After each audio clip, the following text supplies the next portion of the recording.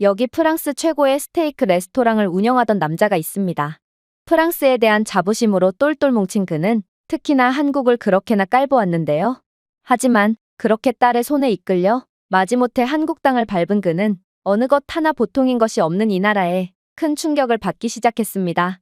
그가 한국을 의심했던 마지막 순간조차도 한국은 믿기지 않는 모습으로 응답할 뿐이었고 결국 그는 이럴 수는 없다며 딸 앞에서 눈물을 보이고 말았다고 하는데요. 그렇다면 한국에 왔던 이 프랑스 가족에겐 대체 무슨 일이 있었던 것일까요? 안녕하세요. 저는 프랑스 출신의 샬롯이라고 합니다. 제겐 꽤나 특별한 가족이 있는데요. 그건 바로 저희 아빠입니다. 저희 아빠는 항상 극단적인 사람이었어요. 특히나 청결에 대한 집착이 터무니없는 것에 가까운 사람이었죠. 아빠의 그늘에서 자라면서 저는 세균 공포증 환자마저 지저분한 게으름뱅이처럼 보이게 만들 수 있는 아빠의 결벽증에 매번 학을 뗄 수밖에 없었거든요. 정말로 아빠가 운영하시는 레스토랑을 방문해 본다면 제가 무슨 말을 하는지 정확하게 이해할 수 있을 거예요. 저희 지역에서 가장 유명한 스테이크하우스를 운영하고 계신 아빠는 매일 천장에 종이 타월로 닦아낸 것처럼 보일 정도로 완벽한 위생을 자랑하고 있었습니다. 모든 포크, 모든 접시는 보석상이 다이아몬드를 꼼꼼히 검사하는 것처럼 정밀한 검사를 받았죠. 특히나 한 번은 아빠가 파리의 5성급 레스토랑에서 저녁 식사 예약을 돌연 취소한 적이 있는데 그 이유는 화장실에서 희미한 곰팡이 냄새가 났기 때문이라는 것을 안다면 여러분들은 저희 아빠가 정말 보통 결벽증이 아니라는 것을 잘 알 수 있을 것입니다. 심지어 아빠는 문을 열기 위해 문고리를 잡을 때 항상 장갑을 낀다는 점을 고려한다면 아빠에게 위생은 단순한 선호가 아니라 종교처럼 보였죠. 그런 제 아빠가 가장 싫어하는 국가는 꽤나 놀랍게 들리겠지만 바로 한국이었습니다. 이상했죠. 요즘 프랑스뿐만 아니라 전 세계에서 한국에 대한 인기는 상상을 초월하는 수준인데 유독 아빠만큼은 세상을 거스르는 행보를 보이다니요. 그러나 제 만류에도 한국에 대한 아빠의 시선은 늘 어두웠죠. 아빠에게 한국은 지저분하고 과밀한 혼란에 휩싸인 나라에 불과했고 조잡한 나라일 뿐이었거든요. 아빠는 한국만의 매력을 이해할 수 없었습니다. 아빠는 한국 드라마가 국제적인 찬사를 받았음에도 불구하고 오랫동안 한국 드라마를 허구라고 일축해왔습니다. 그에게 있어 한국 드라마가 묘사한 완벽하고 깨끗한 세상은 불가능했기 때문입니다. 샬롯, 정신 차려. 그렇게 깨끗한 나라는 세상에 존재하지 않는다고. 그리고 한국 드라마에서 보던 것처럼 완벽하게 문명화된 나라는 이 세상에 절대로 없어. 생각을 좀 해보렴. 그런 나라가 있었다면 결벽증인 내가 진작에 가지 않았겠니? 유럽 최고의 국가인 프랑스도 못한 걸 한국에 해냈다고? 말도 안 돼. 그는 제가 보고 있던 한국 드라마를 응시하며 고개를 저으며 투덜거렸습니다. 아빠는 식당에 흠잡을 데 없는 청결함은 받아들일 수 있었지만 한 나라 전체가 그런 정밀함과 청결함을 구현할 수 있을 거라고는 상상할 수 없는 모양이었어요. 사실 아빠가 이렇듯 한국에 대한 불신을 갖게 된 데에는 그럴 만한 이유가 있긴 했어요. 바로 작년부터 아빠의 레스토랑 주변에 여러 개의 한국식 스테이크 레스토랑이 생겨났고 그들은 아빠의 사업을 훔치고 있었거든요. 한국인들은 아빠의 성공 방식을 그대로 모방하는 듯 보였지만 실상은 전혀 달랐습니다. 한국인들은 질 낮은 고기, 비위생적인 주방, 유통기한이 지난 음식, 가능한 한 가장 저렴한 저품질의 식재료를 구매하여 수익을 창출하는 등 끔찍한 식품 안전 관행을 보여줬거든요. 하지만 이들은 압도적으로 낮은 가격으로 승부를 보며 어떻게든 아빠의 식당으로부터 손님을 빼앗아 가려고 했어요. 그러다 한 번은 일이 터지고 말았죠. 바로 아빠 식당 근처의 우후죽순으로 생긴 한국식 스테이크 레스토랑에서 오염된 돼지고기를 판매하여 대형 식중독 사고로 이어졌기 때문입니다. 워낙 대규모의 식중독이었고 결국 이러한 식중독은 근처에 있던 아빠의 레스토랑의 명성에도 악영향을 미쳐 아빠의 레스토랑의 매출에 직격탄으로 작용하게 되었죠. 당연히 아빠는 매우 화가 나셨어요. 샬롯, 보렴. 위생 기준도 없는 지저분한 국가에서 온 사람들이 레스토랑을 차리면 어떻게 되는지를 말이야. 이래도 한국 드라마가 진짜라고 말할 거니? 한국 레스토랑 때문에 큰 피해를 본 아빠는 한국 문화에 대한 더욱 큰 경멸을 보이곤 했어요. 하지만 저는 알고 있었어요. 이건 중국인이 한국인인 척 운영하는 가짜 한국 식당이라는 것을 말이죠. 한국 드라마에서 봤던 게 다지만 중국인이 운영하는 한국 스테이크 식당은 이미 한글부터가 엉망이었고 또 직원들은 한국어를 단 한마디도 못하는데 어떻게 이들이 한국인이라고 할 수 있겠어요? 그리고 이들의 상상을 초월하는 비위생과 지저분함은 도저히 한국인에게서 볼 수 있는 것이 아니었습니다. 하지만 이러한 중국인들 때문에 아빠의 레스토랑이 점점 더 쇠락해가자 아빠는 한국에 대해 더욱 반감을 가질 뿐이었어요. 그는 한강의 기적이라는 것도 결국 지금처럼 값싼 속임수와 열악한 윤리로 만든 가짜일 게 분명하다며 한국의 진정한 모습을 외면했거든요. 그러나 저는 아빠보다 더 잘 알고 있었습니다. 저는 이미 학교에서 한국이 제3세계 국가에서 최첨단 글로벌 강국으로 변모하는 과정을 공부한 바 있거든요. 그리고 지금 기술 발전뿐만 아니라 청결, 질서, 시민 존중에 대한 사회적 헌신을 통해 한국의 이미지가 어떻게 재편되고 있는지 직접 보고 있죠. 하지만 어떻게 하면 아빠가 그걸 보게 할 수 있을까요? 저는 아빠를 한국으로 데려가서 직접 경험하게 해야 했어요. 그래서 아빠를 설득할 계획을 세웠어요. 처음에는 쉽지 않았어요. 아빠는 언제나처럼 고집스럽게 거절하셨거든요. 아빠는 너 미쳤어 라고 말하며 한국이라는 말만 들어도 고개를 저었습니다. 하지만 저는 완벽한 미끼를 알고 있었어요. 결국 아빠는 한국 드라마의 순수한 스토리 묘사에 매료된 한국 드라마의 팬이었어요. 아빠는 한국 드라마 속에 발전된 한국의 모습은 거짓말이라고 외치면서도 결국 한국 드라마의 스토리에 감명을 받고 저보다도 한국 드라마를 좋아하게 되었거든요. 저는 아빠가 화면에서 존경했던 것과 같은 수준의 완성도가 현실 세계에도 존재한다고 말씀드렸어요. 한국 드라마는 가짜가 아니에요, 아빠. 현실이에요. 한국은 기술 혁신과 청결의 글로벌 표준이 되었어요. 그리고 제 생일에 한국으로 가족여행을 가기로 약속했잖아요. 결국 많은 설득 끝에 아빠는 마지못해 동의했습니다. 아빠는 여행을 떠나기 직전에도 전혀 들뜬 기분 없이 못마땅해 했죠. 아빠는 이번 여행이 아빠 자신에게 겸손과 경외감에 대한 가장 큰 교훈이 될 것이라는 사실을 거의 알지 못했습니다. 그렇게 저희는 인천에 도착했습니다.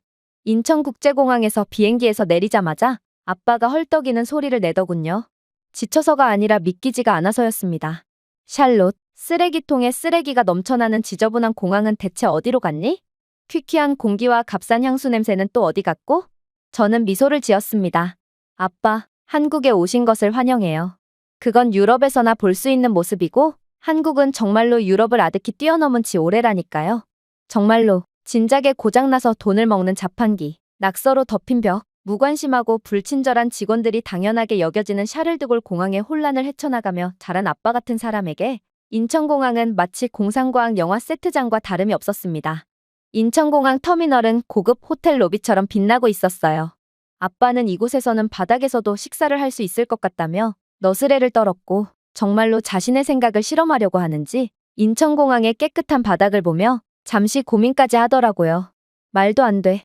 인천공항에는 바닥을 청소하는 로봇이라도 있단 말이니? 아빠가 비꼬며 물었습니다.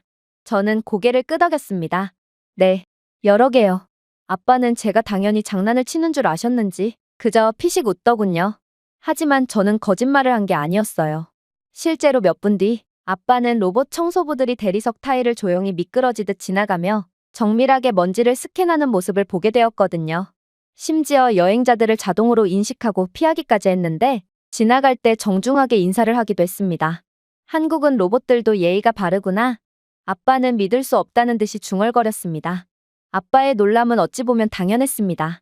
프랑스에서는 거리를 청소해야 할 청소부들조차 더러운 발자국들을 남기고 사람이 있든 없든 걸레질을 해대서 사람들의 신발에 더러운 구정물을 튀게 만들거든요. 이게 바로 불친절한 프랑스의 일상인 것입니다. 그러나 아빠에겐 이러한 놀랍도록 청결한 인천공항의 모습을 넉넉히 감상할 시간이 없었습니다. 꽤나 성공한 요리사이자 사업가이신 아빠셨기에 아빠는 유럽 내에 수많은 출장 경험이 있고 그만큼 많은 공항을 경험해 보셨는데요. 하지만 한국에서만큼은 그러한 아빠의 수많은 공항 경험들은 오히려 걸림돌이 되었거든요. 샬롯, 서둘러.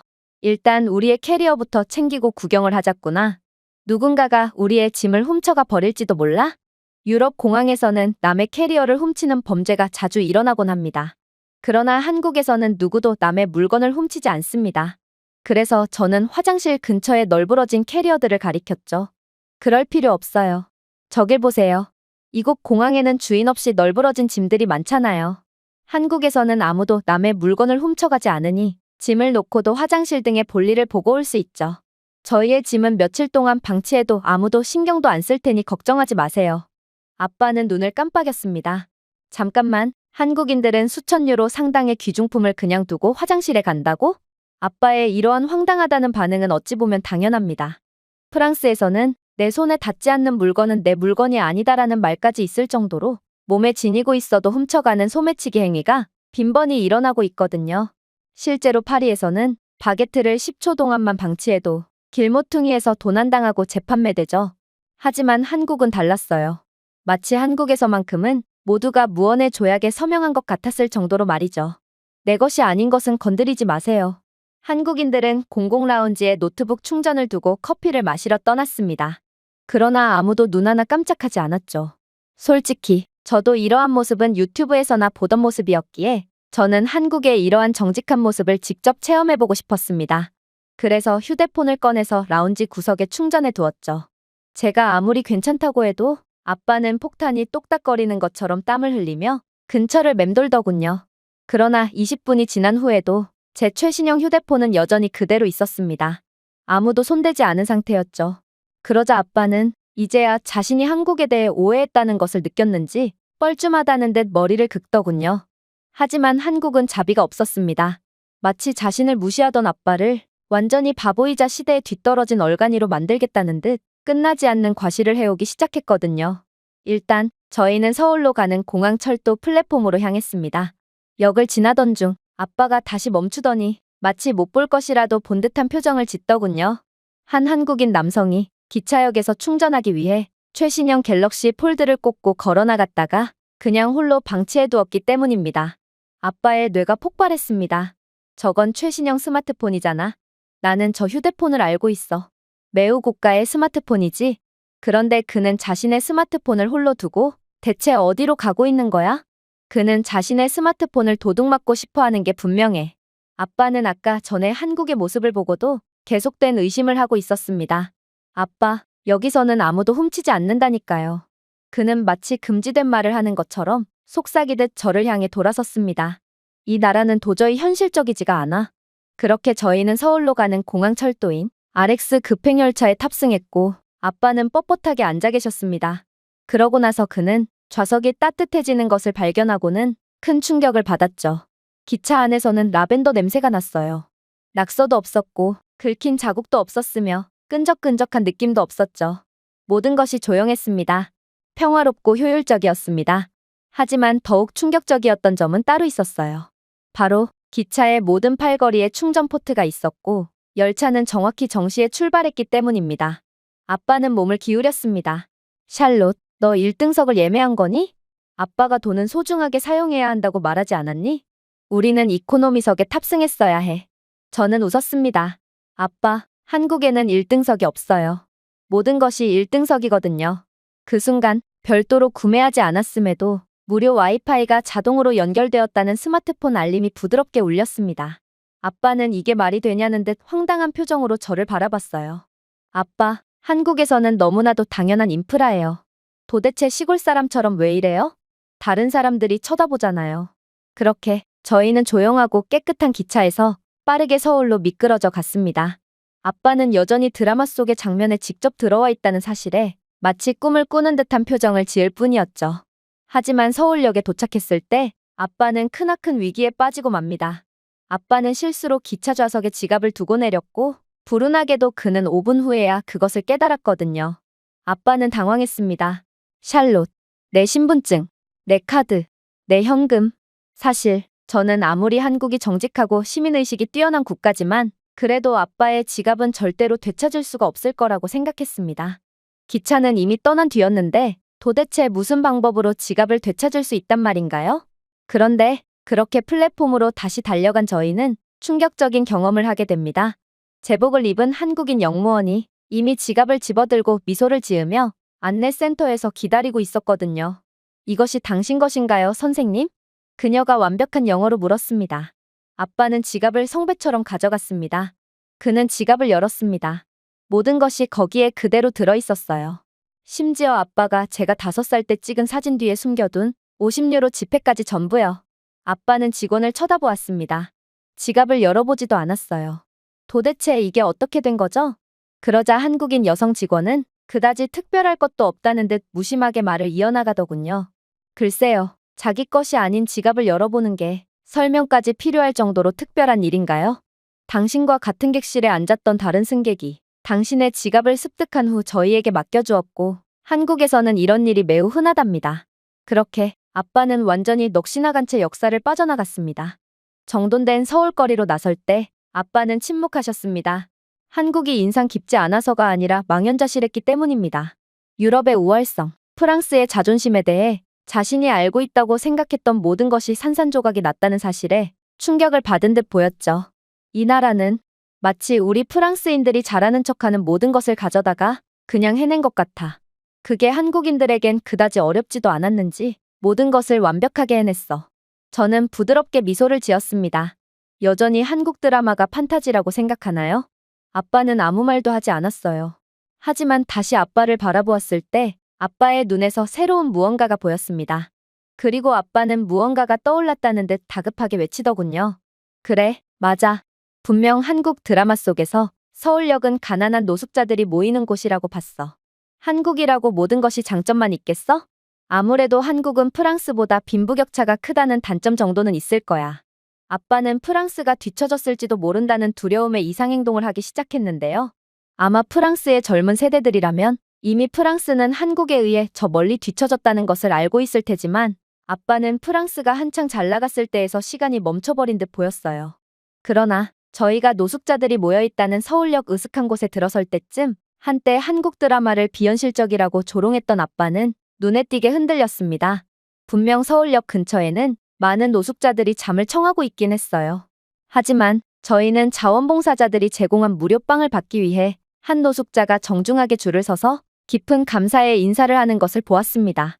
그리고 정기적인 무료 급식을 기다리기 위해 사람 대신 각자의 물건으로 줄을 선 기상천외한 모습까지 보게 되었죠. 프랑스에서는 물건으로 줄을 섰다간 전부 새치기를 당하거나 물건이 도난당할 것이 분명하고 심지어 노숙자들은커녕 일반 시민들조차 줄을 제대로 안 서는 경우가 많지만 한국에서는 사회적 약자들마저 완벽하게 서로를 신뢰하고 있던 것입니다. 그렇게 아빠는 완전히 얼이 빠져서 현실을 외면하기 시작했어요. 그러고는 갑자기 그대로 뒤를 돌아 주랭랑을 치기 시작하더군요. 이럴 리가 없어. 도대체 어떻게 이런 국가가 존재할 수가 있지? 하지만 아빠의 현실 도피는 그다지 오래 갈 수 없었습니다. 한국은 사방이 놀라운 것 천지였거든요. 일단 한국은 신호등조차 일반적이지 않았습니다.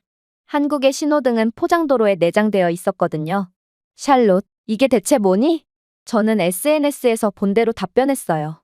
이건 휴대폰을 응시하는 사람들을 위한 인도의 LED 조명이에요. 한국은 무모한 사람들까지도 보호하는 국가거든요. 아빠는 입을 크게 벌린 채 저희 발밑에 빛나는 횡단보도를 계속해서 응시했습니다. 편의점은 또 어떻고요? 아빠가 목이 마르다고 말했을 때 저는 그를 근처 CU 편의점으로 안내했습니다. 아빠는 머뭇거렸어요. 프랑스 편의점에서는 오래된 담배 냄새와 딱딱한 바게트 냄새로 가득 차 악취만이 가득하거든요. 또한 각종 바퀴벌레와 쥐는 덤이죠. 결벽증인 아빠에겐 최악의 환경인 셈입니다. 하지만 한국의 편의점은 달랐어요. 최적의 온도에 쾌적했고 깨끗했으며 감귤향이 풍기고 있었거든요. 바닥이 반짝이고 있었고 터치스크린 커피 스테이션, 자외선 차단 전자레인지 모든 것이 벽에 줄지어 있었습니다. 한국인 직원들은 미소를 지으며 저희를 응대해 주었죠.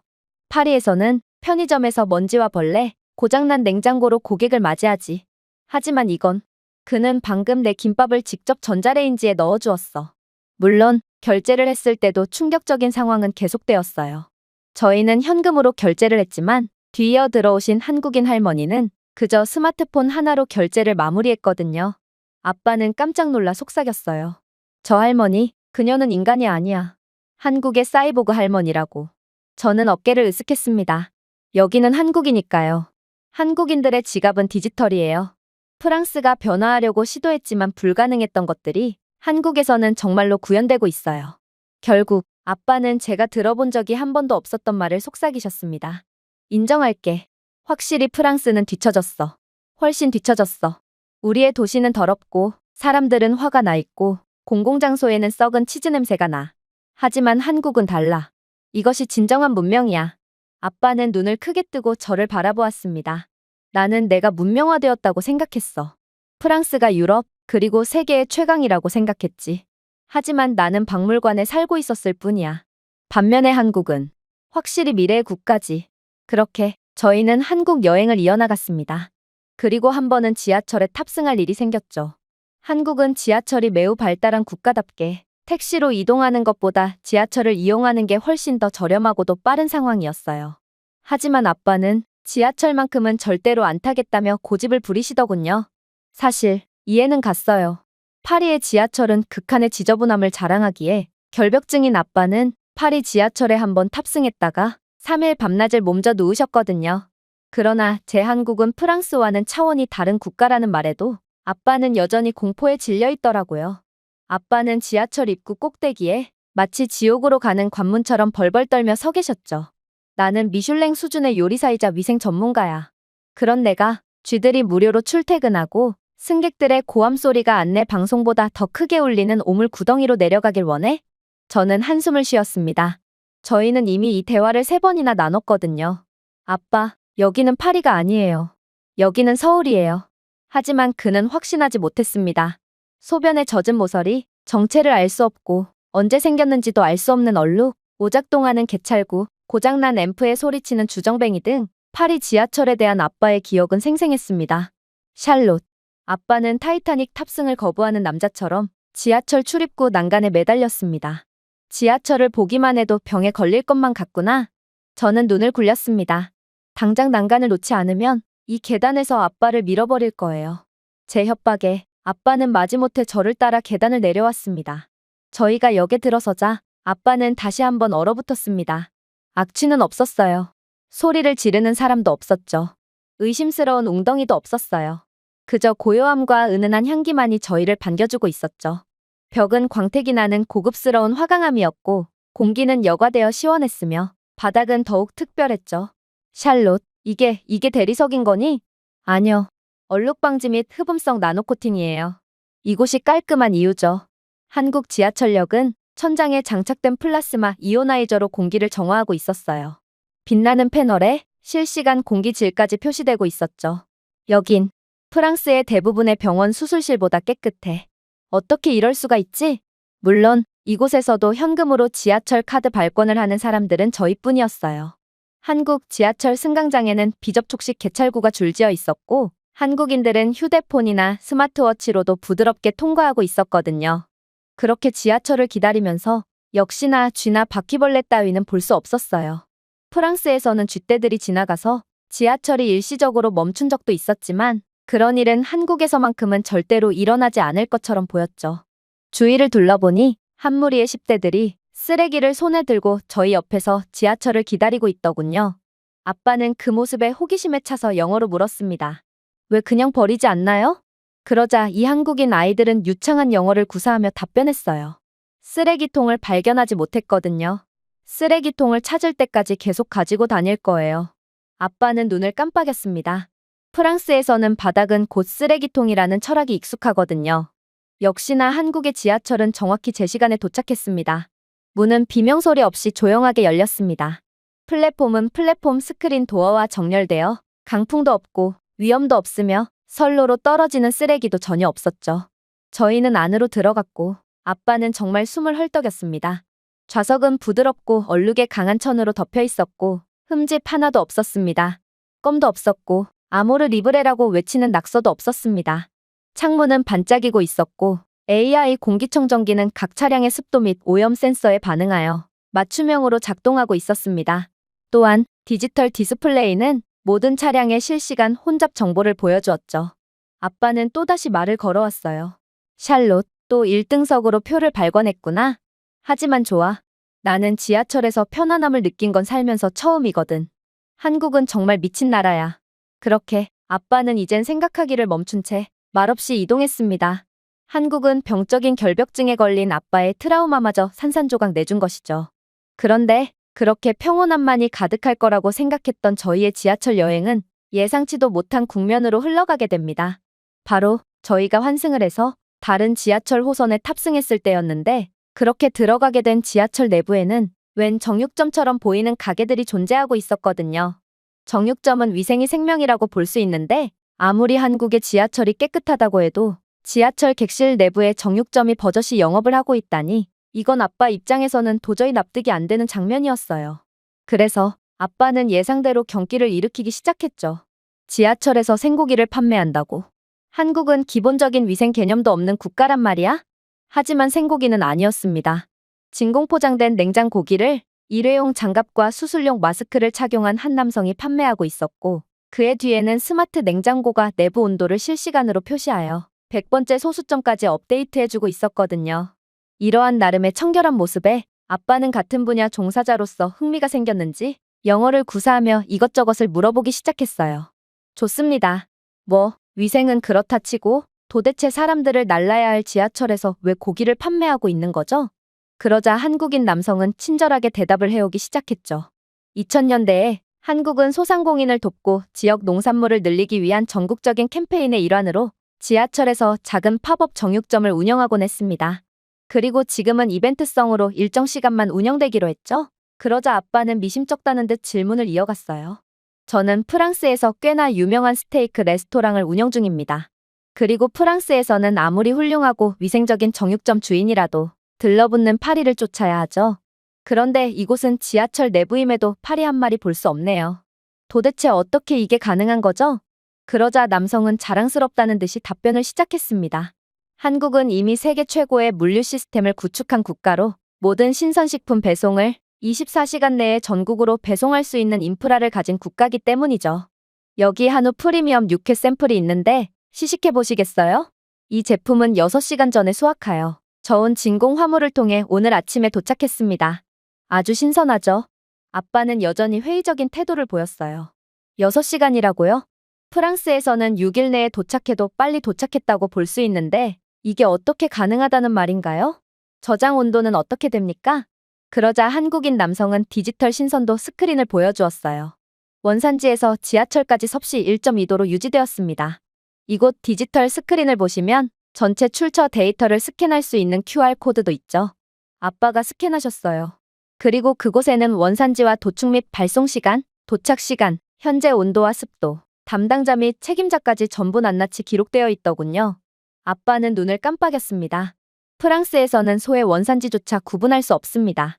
아직 기술력이 구현이 안 되었거든요. 그런데 한국은 어떻게 이렇게 모든 것을 철저하게 확인할 수 있는 기술력을 구현해 놓을 수가 있는 거죠? 이건 말이 안 돼요. 그러면서 아빠는 얇게 썬 맛보기 육회 샘플을 맛보셨어요.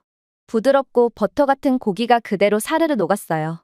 한우 육회를 맛본 아빠는 그대로 얼어붙었습니다. 그러고는 판매자를 응시했죠. 이것은 지하철에서 판매할 법한 고기가 아닙니다. 자존심 상하지만 저희 레스토랑에서 사용하는 고기보다도 품질이 훨씬 좋은 것 같네요. 아빠는 존경심에 눈을 감으며 시식용 고기를 한 입 더 먹었습니다. 나는 프랑스에서 최고급 스테이크하우스를 운영하고 있지만 이것은 더 깊고 더 달콤하고 더 존엄성이 있는 맛입니다. 판매자는 아빠에게 한국의 고기 맛이 탁월한 이유에는 빠르고 신속하게 고기를 공급하는 기술력이 뒷받침되기 때문이라고 말했어요. 그리고 정말로 제가 찾아본 한국의 유통 시스템은 매우 놀랍더라고요. 한국은 이미 자체 기술력으로 세계에서 가장 뛰어난 유통망을 구현해 놓았고 이러한 초스마트 유통 시스템의 혜택이 고급 호텔이나 엘리트 주방에만 국한되지 않고 전국에 있는 모든 한국 시민들이 누릴 수 있도록 되어 있었는데요. 프랑스에서는 아무리 신선식품이라도 일주일이 넘게 물건을 기다리는 게 당연하게 여겨지지만 한국에서는 아무리 땅끝 마을에서 주문한 물건이더라도 오후 11시까지 주문하면 오전 6시까지 문 앞에 도착하는 말도 안 되는 시스템을 자랑하고 있다고 하더라고요. 또한 AI의 최적화된 물류와 소비자 직접 소싱 덕분에 프리미엄 품질에도 불구하고 가격은 여전히 낮게 유지할 수 있었죠. 물론 한국이 자체 개발한 수요 예측 알고리즘 덕분에 매장과 시장은 더 이상 낭비되는 음식물 쓰레기를 발생시키지 않을 수 있게 되었다고 했어요.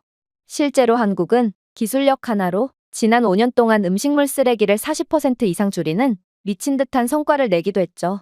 물론 한국의 천재적인 아이디어도 빼놓을 수가 없습니다. 유통기한이 임박한 상자 할인과 같은 시스템은 한국이 낭비되는 자원 없이 더 효율적으로 많은 이익을 나눌 수 있도록 했거든요.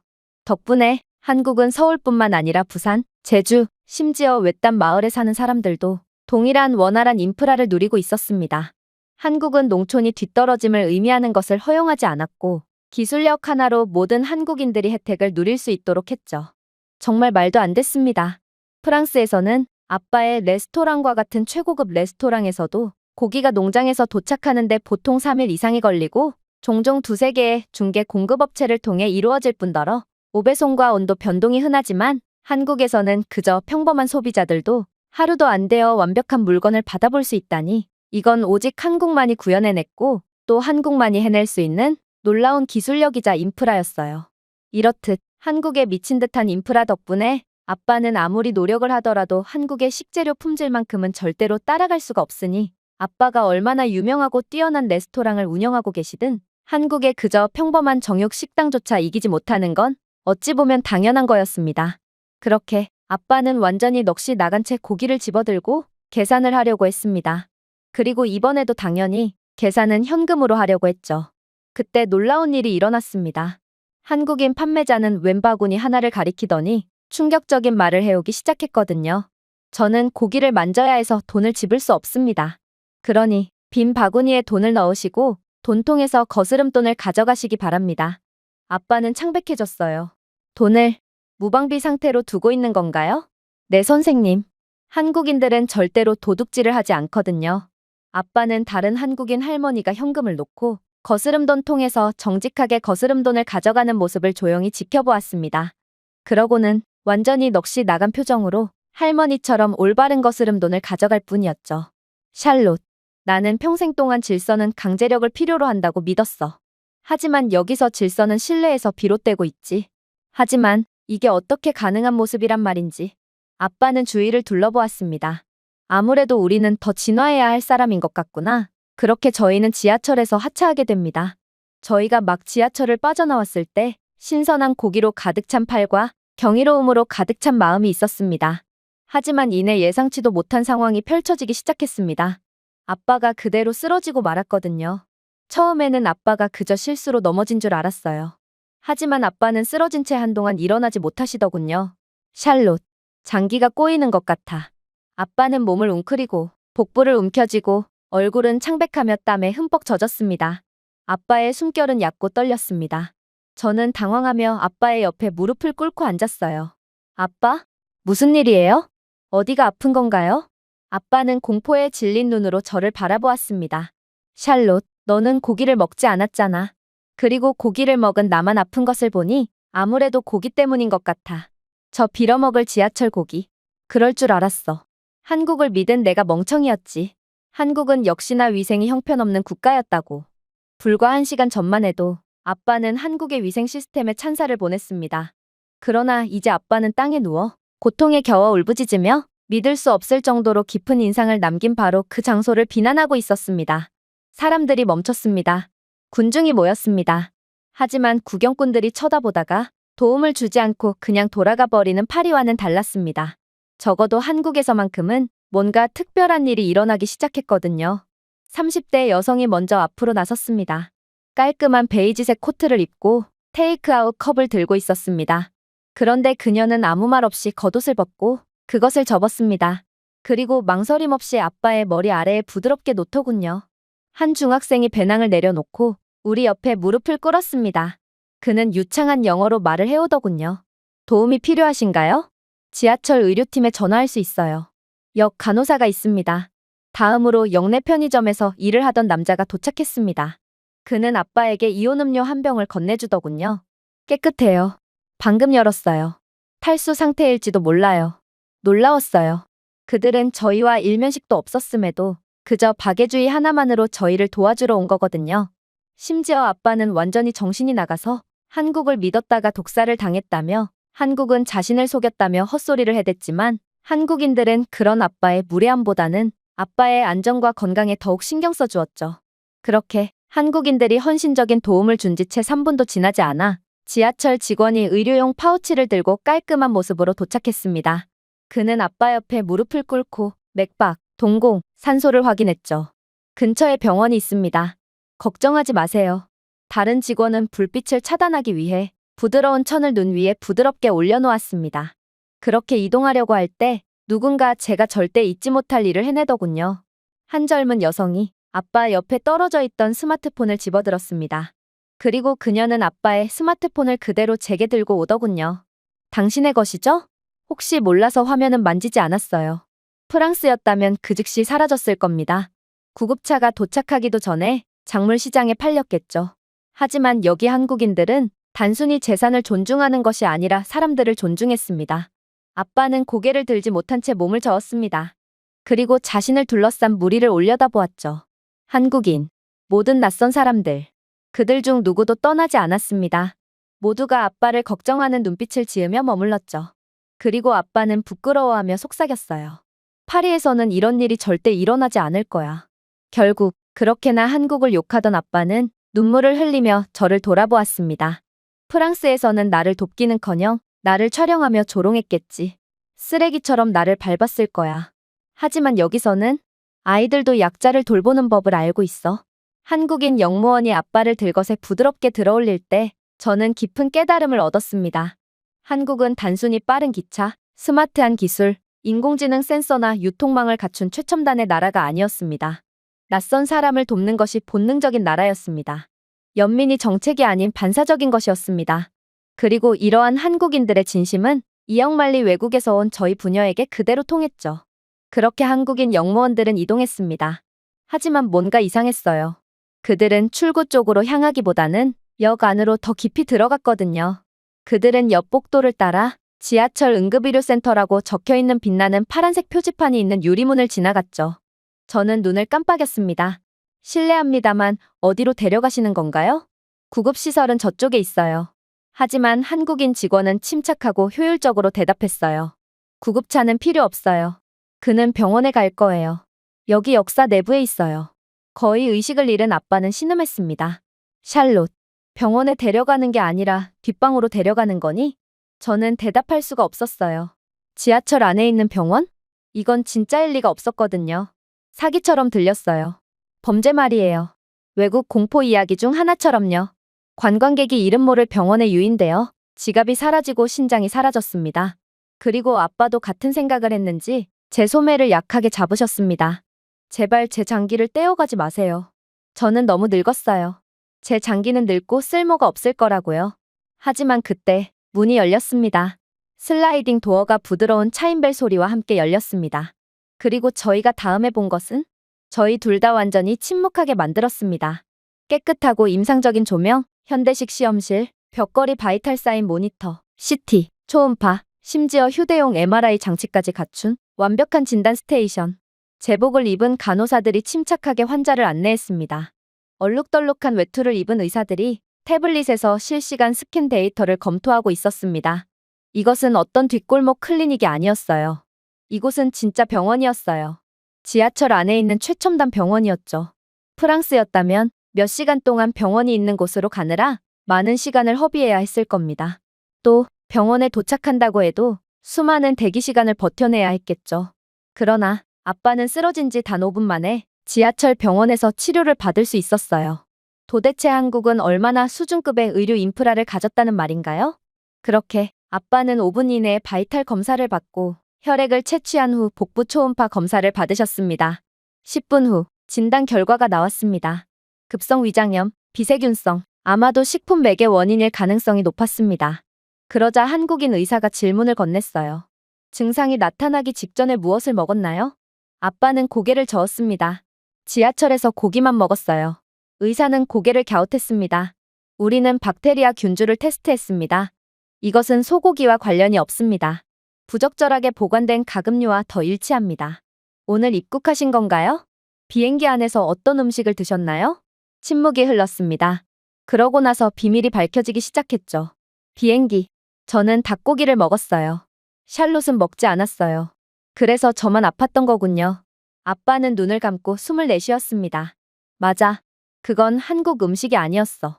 그것은 프랑스 항공사의 달걀이었습니다. 한국인 의사는 아빠에게 배를 위한 따뜻한 팩, 이미 근처 약국으로 보내진 디지털 처방전, 그리고 여행 보험을 위한 실시간 번역 퇴원 보고서를 건네주었습니다. 한국은 끝까지 최첨단의 기술력을 보여준 것이죠. 걷기에 불편함이 느껴지지 않을 때까지 여기서 쉬어도 됩니다. 이제 안전합니다.